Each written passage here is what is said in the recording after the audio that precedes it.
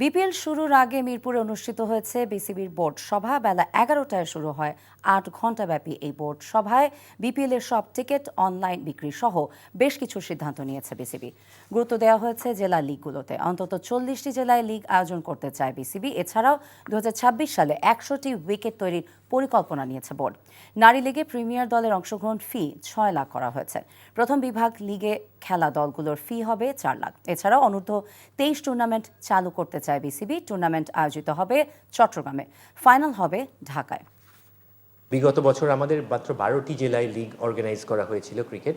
এই বছর অলরেডি এই সিজনে 25-26 সিজনে আমাদের 11টি জেলায় হয়েছে। তো আমাদের বোর্ডের টার্গেট ইনশাল্লাহ আমরা হয়তো বা 40টি জেলায় অন্তত লিগ আয়োজন সম্পন্ন করার জন্য। কিছুটা এক্সপিরিয়েন্স আছে খেলাধুলা নিয়ে।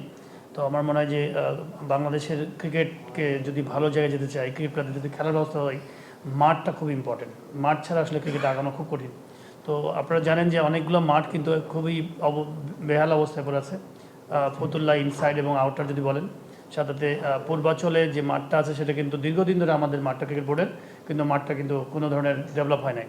তো এই সব মাঠগুলোকে মোটামুটি একটা আমরা দীর্ঘমেয়াদী পরিকল্পনা করেছি, বাট খুব শর্টলি আমরা চাচ্ছি যে এই বছরের এই সিজনের মধ্যেই আমরা চেষ্টা করছি যে মোর দেন 100 উইকেটস বানানোর জন্য।